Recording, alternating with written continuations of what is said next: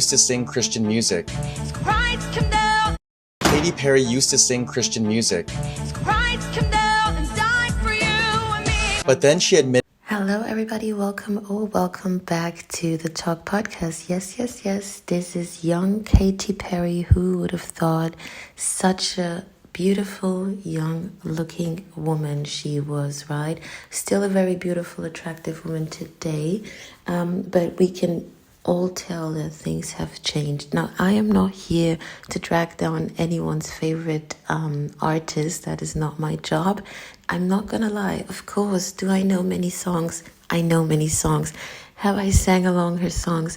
I have definitely did, because they're catchy. You hear them all over the place, and some of them are actually fun. And the thing is, when you're young and you're growing up and some things are just all in front of you, you're not going to be listening to the music or watching the video clips or whatever and thinking, let me start analyzing the messages, let me start digging deeper. No, you're just going to take what you hear on a very surface level. You're going to enjoy the bounce and you're going to sing along, right? Definitely a talented musician in pop culture, but you might be thinking to yourself, okay, that is all good and fun, but why are we talking about Katy Perry? Well, to be honest, I do not know myself why we're talking about Katy Perry. Or let's put it this way, maybe we're not necessarily talking about Katy Perry, but we are taking this as an example. And funny as it is, maybe 2 clips ago, I said something like, when something is in front of you, you talk about it, at some point you will attract it. So for whatever reason, 2 clips ago, I did pointed out something about Katy Perry, and now she pops on my timeline. Someone has this clip. I feel very, very interested in speaking on it, because I'm sure there's something we can learn. Did this disturbing thing on camera. Yeah, I released a gospel record when I was 15. That's how I got introduced to the music industry. Because I swear I wanted to be like the Amy Grant of music. Yeah. But it didn't work out, and so I sold my soul to the devil.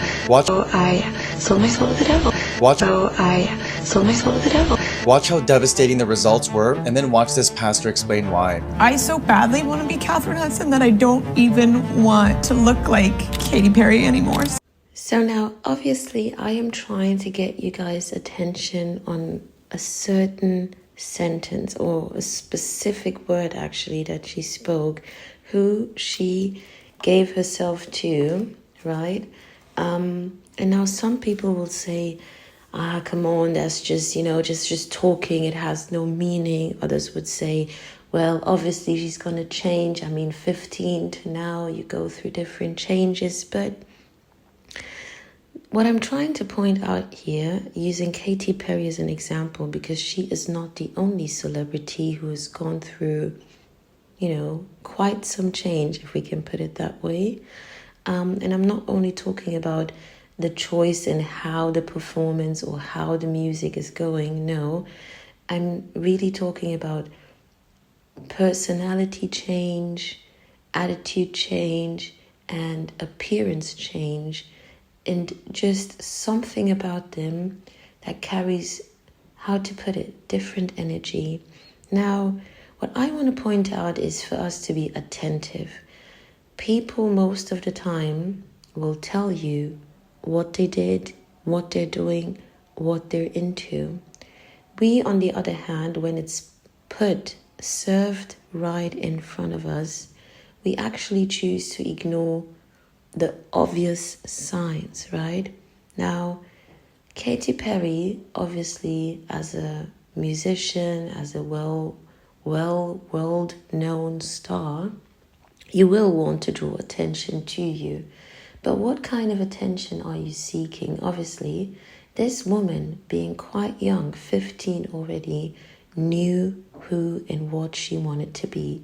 She wanted to become a musician within the gospel circle, right? In the genre of creating godly music. But it didn't work out. So already being so young, and this is something we all face, struggle with, some more, some less, this inner craving of, I want more, I want it now, I want bigger, I want better. not judging that emotion because it is very much natural. But what I'm trying to point out is some people make different choices when that energy comes up, when that feeling comes up, when that craving and seeking comes up. Some of us are going to be more patient, more determined in perhaps putting more work into what we're trying to achieve. And others are going to look for, how to put it, maybe a quicker way out, a faster way to achieve the goal. That is not bad, right? But what if the someone or something that you have chosen to be your quick outcome is now so much holding on to you? It possesses you. It takes over you. It controls you. It feeds off of you, right? It takes away your true identity. It leads you into paths and ways that you did not see coming for yourself. Now, what I'm trying to say is that this woman here on interview said that she gave her soul to the devil, right? This is not the first celebrity who's going to say things like this out loud, yet people do not want to be mindful about this. As I said, when you're young and you have no idea, you're just listening, having fun with it, there's no harm. But I think the more older we get and the more obvious things appear to us, maybe we should pay attention. Think about this.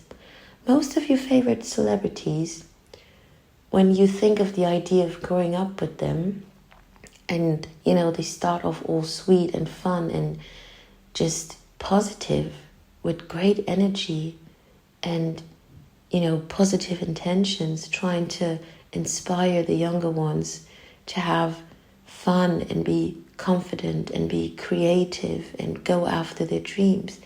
But over time, when they start following certain groups within the industry, start initiating themselves with certain people, or start choosing certain, how to put it, subcultures of so-called religions, they change.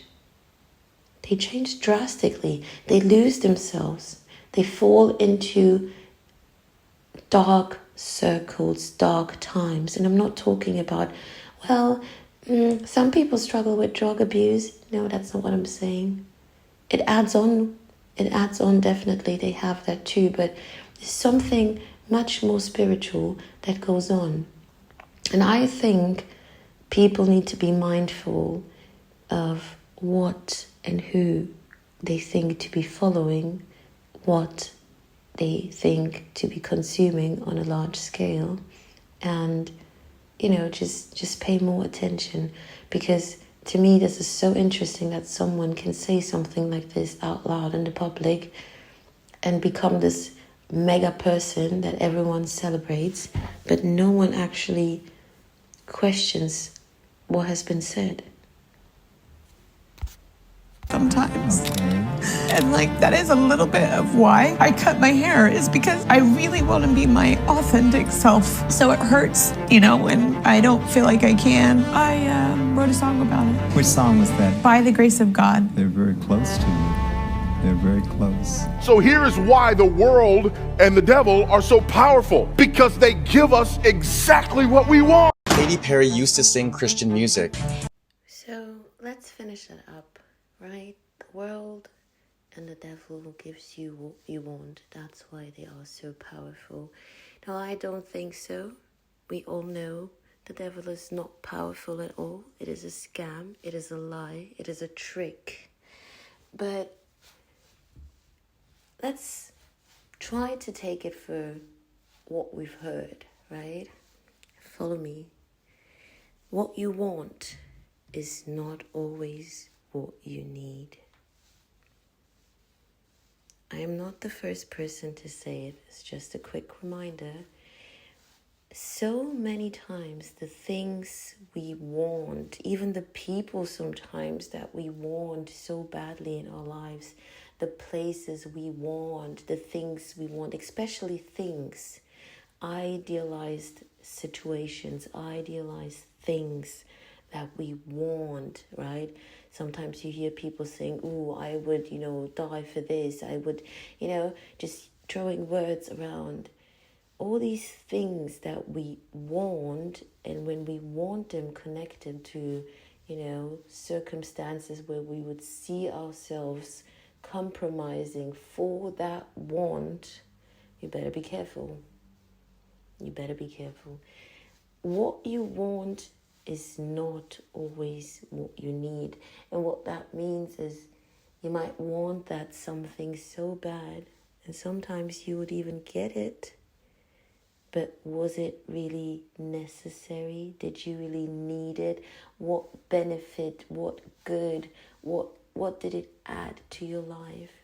Or perhaps was it something that actually turned out to be devastating in your life? That want that you've been almost, going mad for. You wanted it so bad, but was it good for you? Was it what your body needed? Was it right? Was it the mindset that you should be consuming? Was it the place that you needed to be, or was it just the place that you wanted to be? Well, I hope you guys enjoyed. See you in the next one. Bye.